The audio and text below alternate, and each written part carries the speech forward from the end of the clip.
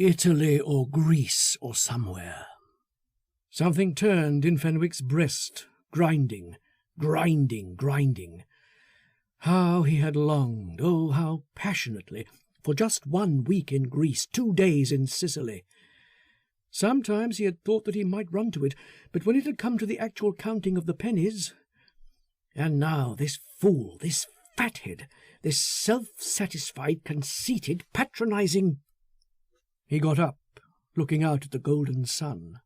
"What do you say to a walk?" he suggested. "The sun will last for a good hour yet." As soon as the words were out of his lips, he felt as though someone else had said them for him. He even turned half round to see whether anyone else were there. Ever since Foster's arrival on the evening before, he had been conscious of this sensation. A walk?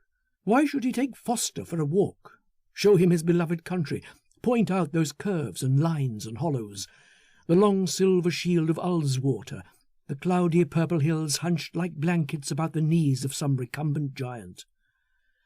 Why?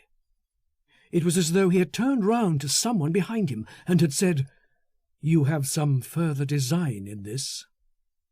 They started out. The road sank abruptly to the lake, then the path ran between trees at the water's edge.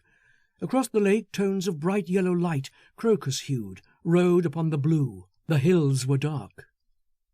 The very way that Foster walked bespoke the man. He was always a little ahead of you, pushing his long, thin body along with eager little jerks, as though did he not hurry, he would miss something that would be immensely to his advantage. He talked, throwing words over his shoulder to Fenwick as you throw crumbs of bread to a robin. "Of course I was pleased. Who would not be? After all, it's a new prize. They've only been awarding it for a year or two, but it's gratifying, really gratifying, to secure it.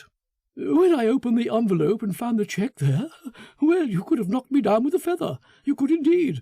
Of course, £100 isn't much, but it's the honour." Whither were they going? Their destiny was as certain as though they had no free will. Free will? There is no free will. All is fate. Fenwick suddenly laughed aloud. Foster stopped. "Why, what is it?" "What's what?" "You laughed." "Something amused me." Foster slipped his arm through Fenwick's. "It is jolly to be walking alone together like this, arm in arm, friends. I'm a sentimental man, I won't deny it. What I say is that life is short, and one must love one's fellow beings, or where is one? You live too much alone, old man." He squeezed Fenwick's arm. "That's the truth of it." It was torture.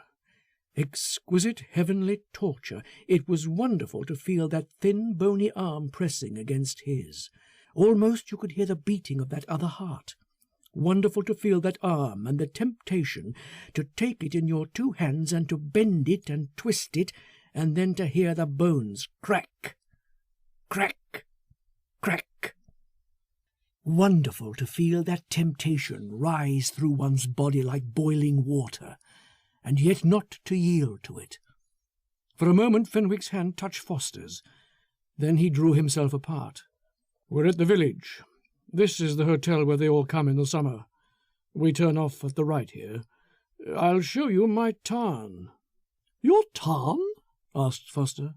"Forgive my ignorance, but what is a tarn exactly?" "A tarn is a miniature lake, a pool of water lying in the lap of the hill. Very quiet, lovely, silent. Some of them are immensely deep." "I should like to see that." "It is some little distance up a rough road. Do you mind?" "Not a bit. I have long legs." "Some of them are immensely deep, unfathomable.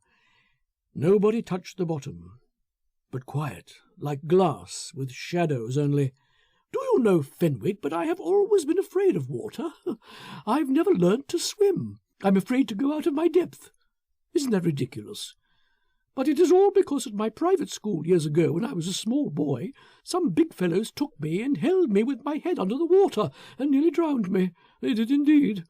They went further than they meant to. I can see their faces." Fenwick considered this. The picture leapt to his mind. He could see the boys, large, strong fellows probably, and this little skinny thing like a frog, with their thick hands about his throat, his legs like grey sticks kicking out of the water, their laughter, their sudden sense that something was wrong, the skinny body all flaccid and still. He drew a deep breath.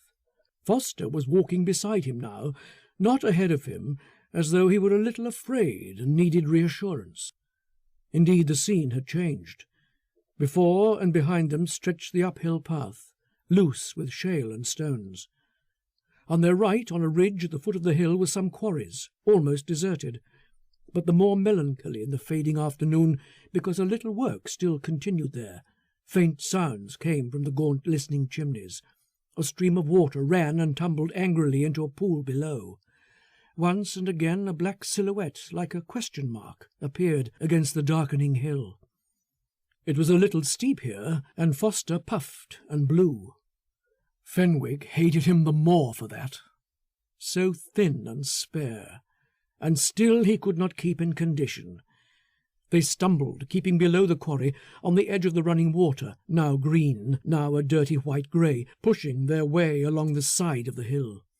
Their faces were set now towards Helvellyn. It rounded the cup of the hills, closing in the base and then sprawling to the right. "There's the Tarn," Fenwick exclaimed, and then added, "The sun's not lasting as long as I had expected. It's growing dark already." Foster stumbled and caught Fenwick's arm. "This twilight makes the hills look strange, like living men. I can scarcely see my way." "We're alone here," Fenwick answered. "Don't you feel the stillness? The men will have left the quarry now and gone home. There is no one in all this place but ourselves. If you watch, you will see a strange green light steal down over the hills. It lasts but for a moment, and then it is dark. Ah, here is my Tarn. Do you know how I love this place, Foster? It seems to belong especially to me, just as much as all your work and your glory and fame and success seem to belong to you. I have this, and you have that. Perhaps in the end we are even after all. Yes, but I feel as though that piece of water belonged to me and I to it, and as though we should never be separated. Yes. Isn't it black? It is one of the deep ones. No one has ever sounded it. Only Helvellyn knows, and one day I fancy that it will take me, too, into its confidence. Will whisper its secrets." Foster sneezed. "Very nice, very beautiful, Fenwick. I like your Tarn. Charming.